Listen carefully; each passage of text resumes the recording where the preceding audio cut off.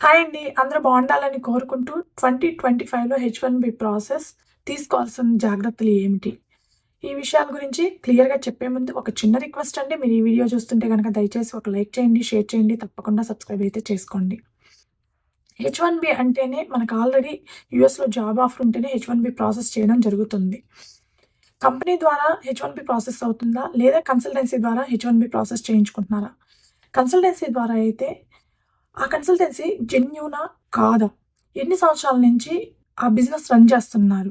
Salaries కరెక్ట్‌గా ఇస్తున్నారా? లేదా? ఎలా ఇస్తున్నారు సాలరీస్? పేరోల్ కరెక్ట్‌గా రన్ చేస్తున్నారా? లేదా? వాళ్ళకి ఏమైనా లీగల్ ఇష్యూస్ ఉన్నాయా? ఇప్పటి వరకు ఎన్ని గ్రీన్ కార్డ్‌లు ప్రాసెస్ చేశారు? వాళ్ళకి క్లయింట్స్ ఎవరన్నా ఉన్నారా? లేదా? క్లయింట్స్ ఉంటే క్లయింట్ లొకేషన్‌లో వర్క్ చేయాలా? లేదా ఎంప్లాయర్ లొకేషన్‌లో వర్క్ చేయాలా? ఈ విషయాల గురించి క్లియర్‌గా తెలుసుకోండి. myvisajobs.comలో గానీ, హెచ్-1బీ వీసా జాబ్స్.comలో గానీ ఇలాంటి వెబ్‌సైట్స్ చాలా ఉన్నాయండి. ఇలాంటి వాటిలోకి వెళ్లి చెక్ చేసుకోండి. అక్కడ ఆ కన్సల్టెన్సీకి సంబంధించి ఎంప్లాయర్స్ రివ్యూస్ కూడా పెడుతుంటారు. సో, ఇవన్నీ చెక్ చేసుకొని ఆ తర్వాత మీరు త్రూ కన్సల్టెన్సీ ద్వారా ప్రొసీడ్ అయితే బెటర్ అండి. ఎందుకనంటే నిన్న మొన్న గ్రీన్ కార్డ్‌లొచ్చినోళ్ళు గూడా ఈ బిజినెస్ స్టార్ట్ చేస్తున్నారు. కాబట్టి ఒక 10 ఏళ్ల నుంచి గానీ, 20 ఏళ్ల నుంచి గానీ ఈ బిజినెస్ రన్ చేసే వాళ్ళ ద్వారా మీరు హెచ్-1బీ ప్రాసెస్ చేయించుకుంటే బెటరు అనేది జస్ట్ నా ఒపీనియన్ అండి. ఆ తర్వాత ఎవరిష్టం వాళ్ళది. సో, ఇలా చెక్ చేసుకోండి ప్రతి విషయాన్ని. మీ ఓన్‌గా రీసెర్చ్ చేసుకొని ఆ తర్వాత మాత్రమే ప్రొసీడ్ అవ్వండి. ఎందుకంటే ఈ సంవత్సరం నుంచి స్క్రూటనింగ్ ప్రతి స్టెప్‌లో చాలా ఎక్కువైంది. చిన్న చిన్న మైన్యూట్ పాయింట్స్ కూడా క్లియర్‌గా చెక్ చేస్తున్నారు. కాబట్టే ప్రతి విషయాన్ని జాగ్రత్తగా చూసుకోండి. హెచ్-1బీ ప్రాసెస్‌లో ఫస్ట్ స్టెప్ లాటరీ. లాటరీలో రిజిస్టర్ అవ్వడానికి మనం అప్లికేషన్ ఫిల్ చేయాలండి. అది మార్చ్ 1 నుంచి స్టార్ట్ అవుతుంది అప్లికేషన్ రిజిస్టర్ అవ్వడం అనేది. మార్చ్ 30థ్, 31 ఏప్రిల్ 1 కల్లా మీది పిక్ అయిందా లేదా లాటరీలో అనేది మీ ఎంప్లాయర్‌కి తెలిసిపోతుంది. అయితే లాటరీ ఫీజు 2020 నుంచి $10 మాత్రమే 1 అప్లికేషన్‌కి. అందుకని చెప్పి చాలామంది 10 అప్లికేషన్స్, 20 అప్లికేషన్స్ వాళ్ళకిష్టమొచ్చినన్ని $10 కదా అని చెప్పి విపరీతంగా వేయడం వల్ల లాస్ట్ ఇయర్‌లోనే 7,50,000 అప్లికేషన్స్ వచ్చినాయండి. ఉన్న వీసాస్ ఎన్నండి ఇంక్లూడింగ్ స్టూడెంట్స్ కలిపి 85,000 వీసాలు. దానికి 7,50,000 అప్లికేషన్స్ వచ్చినాయి. అందులో వచ్చిన అప్లికేషన్స్‌లో 70% అప్లికేషన్స్ మన ఇండియా నుంచే వచ్చినియి. అంటే ఇదే ఏదో ఒకటి కాకపోతే ఒకటైనా పిక్ అవుతుంది కదా అని చెప్పి $10 కదా అని చెప్పి ఇష్టారాజ్యంగా అప్లై చేశారు. కానీ ఈ సంవత్సరం నుంచి ఈ లాటరీ రిజిస్ట్రేషన్‌కి అప్లికేషన్ ఫీజు $215 చేయడం జరిగింది. అంటే దాదాపుగా 18,000 మీరు ఒక అప్లికేషన్ పే చేయాల్సుంటుంది. దీనికి కావాల్సిన డాక్యుమెంట్స్ కేవలం మీ పాస్‌పోర్టు, మీ రెజ్యూమ్ మీ ఎంప్లాయర్‌కి పంపిస్తే రిజిస్ట్రేషన్ అయితే వాళ్ళు చేసేస్తారండి. అయితే ఈ ఫస్ట్ స్టెప్‌లో మీరు తీసుకోవాల్సిన జాగ్రత్తలు ఏంటి అనంటే, ఫస్టు మీరు మల్టిపుల్ అప్లికేషన్స్ వెయ్యొద్దు. ఎట్టి పరిస్థితుల్లోను. ఎందుకు అనంటే స్క్రూటనింగ్ చాలా ఎక్కువైందండి స్టార్టింగ్ నుంచే. ఒకవేళ మీరు 2, 3 అప్లికేషన్స్ ఏస్తే రిజెక్ట్ అయ్యే ఛాన్సెస్ గూడా ఎక్కువే ఉంటాయి. కాబట్టి ఒక్క అప్లికేషన్ మాత్రమే సబ్మిట్ చేయండి. అది గూడా ఆహ్, ఫీజు చాలా పెంచేశారు. ఒక్క application 18,000 కట్టాల్సొస్తుంది.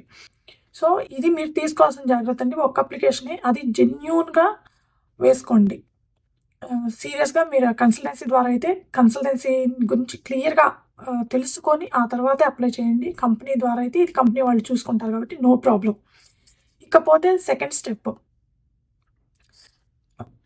Petition filing second step. Petition ఫైలింగ్‌కి ఏప్రిల్ 1 నుంచి జూన్ 29 లోపు మీ పిటిషన్ ఫైల్ అవ్వాలి. ఎందుకంటే సెప్టెంబర్ 1 నుంచి అప్లికేషన్స్ అప్రూవల్ స్టార్ట్ అవుతుంది. అయితే ఈ పిటిషన్ వేసేటప్పుడు మీ ఎడ్యుకేషనల్ డాక్యుమెంట్స్, మీ మార్కుల లిస్టులు, మీ ఒరిజినల్ డిగ్రీస్ అన్నీ మీ ఎంప్లాయర్‌కి సబ్మిట్ చేయాల్సిందండి. వాళ్ళు మీ ఎడ్యుకేషనల్ డాక్యుమెంట్స్ యూఎస్ డిగ్రీ తోటి మ్యాచ్ అవుతుందా లేదా అని చెప్పి ఎవాల్యుయేట్ చేయడం జరుగుతుంది. డబ్ల్యూఎస్ లాంటి ఎడ్యుకేషనల్ సర్వీసెస్ ద్వారా ఎవాల్యుయేట్ చేయిస్తారు. దీనికి మీ జాబ్ ప్రొఫైల్‌కి సంబంధించి ఎక్స్‌పీరియన్స్ లెటర్స్, రిలీవింగ్ లెటర్స్, మీ ప్రీవియస్ కంపెనీ రిలీవింగ్ లెటర్స్, మీ మీ current company plus previous company offer letters, మీ రీసెంట్ పే స్టబ్స్, మీ బ్యాంక్ స్టేట్మెంట్స్ ఇవన్నీ కావాల్సి ఉంటుంది. అంతేకాకుండా మీ పాస్‌పోర్ట్, మీ రెజ్యూమ్ అన్నీ కావాల్సి ఉంటుంది. దానికి ఎంప్లాయీని ఇంకొన్ని డాక్యుమెంట్స్ వాళ్ళ డాక్యుమెంట్స్ కొన్ని యాడ్ చేసి ఈ పిటిషన్‌ని ఫైల్ చేయడం జరుగుతుంది.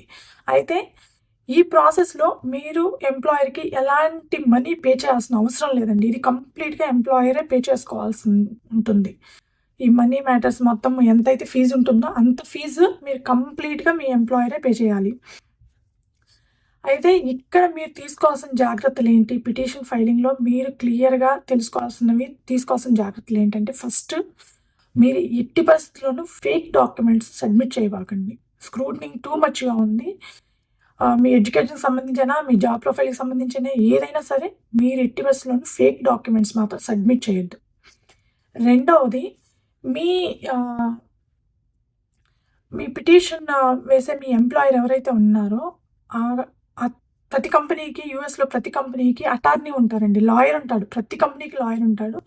ఆ లాయర్ యొక్క కాంటాక్ట్ డీటెయిల్స్ తీసి దగ్గర పెట్టుకోండి. ఎందుకంటే ఈ పిటిషన్ ఫైలింగ్‌లో కూడా ఆర్ఎఫ్ఈస్ పడే ఛాన్స్ ఉంది. సో ఏదన్నా డాక్యుమెంట్స్ మిస్ అయినా, ఇంకేదన్నా రీజన్ వల్ల అయినా ఆర్ఎఫ్ఈస్ పడే ఛాన్స్ ఉంది కాబట్టి మీరు ఇమ్మీడియట్‌గా అది క్లియర్ చేయించుకోవాలి అనంటే ఆ కంపెనీ యొక్క అటార్నీ యొక్క కాంటాక్ట్ డీటెయిల్స్ మీ దగ్గర తీసుకొని పెట్టుకుంటే చాలా మంచిది. ఇది సేఫ్ కూడా. ఇకపోతే మీరు మీ ఎంప్లాయరు జాబ్ ఆఫర్ లెటర్‌లో గానీ ఏదైతే మెన్షన్ చేశారో మీ జాబ్ డ్యూటీస్ అండ్ రెస్పాన్సిబిలిటీస్ అవి క్లియర్‌గా ఉన్నాయా లేదా? అవి మీ ఎడ్యుకేషన్‌కి మ్యాచ్ అవుతున్నాయా లేదా? ఇది కంపల్సరీ చెక్ చేసుకోండండి. ఇకపోతే నాలుగోది మీ ఎల్‌సీఏలో మీ ఎంప్లాయరు ఏ స్టేట్‌కైతే మీరొస్తున్నారో ఆ స్టేట్ ప్రకారము మినిమమ్ వేజ్ మీ ఆఫర్ లెటర్‌లో మెన్షన్ చేశారా లేదో చూసుకోండి. ఎందుకంటే ఆ మినిమమ్ వేజ్ కంటే తక్కువ ఉంటే మాత్రం ఈజీగా రిజెక్ట్ అయిపోతుంది. సో ఇక్కడ అమెరికాలో ప్రతి స్టేట్‌కి ఒక్కొక్క వేజ్ నార్మ్స్ ఉంటాయండి. మినిమమ్ వేజ్ డిఫరెంట్‌గా ఉంటుంది. ఇప్పుడు న్యూయార్క్ లాంటి స్టేట్స్ అయితే మీకు మినిమమ్ 1,00,000 వేజ్ ఇవ్వాలి. మిచిగన్ లాంటి స్టేట్స్ అయితే మినిమమ్ 60,000 పర్ ఇయర్ వేజెస్ ఇవ్వాలి. సో అది కరెక్ట్‌గా మెన్షన్ చేశారా లేదా అనేది ఒకసారి చెక్ చేసుకోండి. మీరు క్లయింట్ లొకేషన్‌లో వర్క్ చేయాలా? లేదా ఎంప్లాయర్ లొకేషన్‌లో వర్క్ చేయాలా? ఇది కూడా క్లియర్‌గా మెన్షన్ చేశారా లేదో చూసుకోండి. ఇవన్నీ మీరు తీసుకోవాల్సిన జాగ్రత్తలండి మీ పిటిషన్ ఫైలింగ్ టైంలో. ఇకపోతే థర్డ్ స్టెప్ వచ్చేసి వీసా ఇంటర్వ్యూ.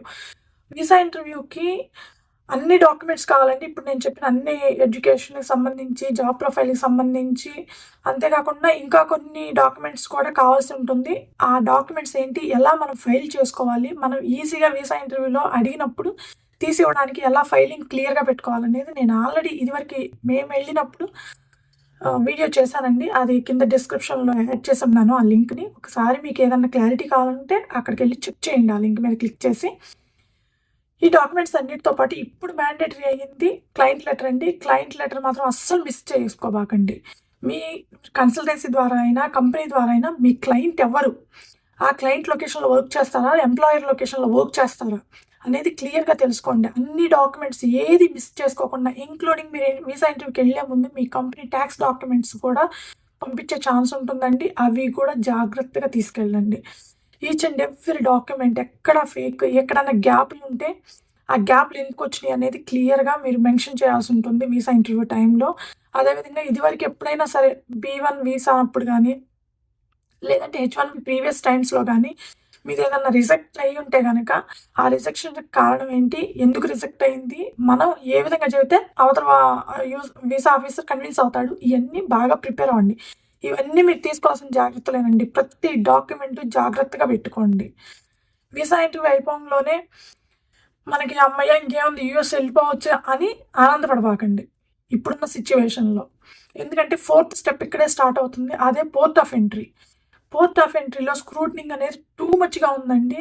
ఎంత ఎక్కువ అంటే చిన్న మైన్యూట్ పాయింట్స్‌ని కూడా వాళ్ళు చెక్ చేస్తున్నారు. కాబట్టి పోర్ట్ ఆఫ్ ఎంట్రీలో స్టాంపింగ్ అయ్యి మీరు యూఎస్‌లో అడుగు పెట్టేదాకా ఎయిర్‌పోర్ట్ నుంచి బయటకొచ్చేదాకా మీరు యూఎస్ వచ్చినట్టు కాదు. ఇది గుర్తుపెట్టుకోండి.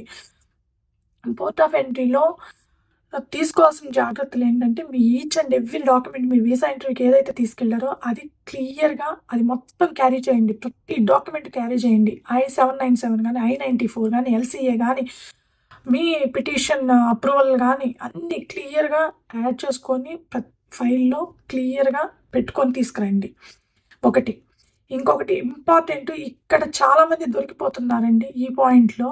అదేంటి అనంటే, మీరు మీ ఎంప్లాయర్స్ తోటి ఏమన్నా మనీ మ్యాటర్స్ డిస్కస్ చేసున్నా త్రూ మెయిల్ ద్వారా గానీ, లేదంటే త్రూ వాట్సాప్ చాటింగ్ ద్వారా గానీ, లేదంటే మెసేజెస్ ద్వారా గానీ, మీరు ఏమైనా సరే ఇలాంటి మనీ రిలేటెడ్ కానీ, 2 జాబులు చేస్తామని గానీ, లేదంటే మీ డిపెండెంట్‌కి, మీ H4 డిపెండెంట్‌కి పార్ట్ టైమ్ జాబుల గురించి కానీ, స్టూడెంట్స్ అయితే వాళ్ళ పార్ట్ టైమ్ జాబుల గురించి కానీ, ఎవ్వరైనా సరే ఇవి డిస్కస్ చేసి ఉంటే గనక, దయచేసి పర్మనెంట్‌గా డిలీట్ చేయండి. ఈ కన్వర్జేషన్స్ మొత్తం డిలీట్ చేయండి. మీ ల్యాప్‌టాప్‌లో నుంచి అయినా సరే, మీ మొబైల్‌లో నుంచి అయినా సరే.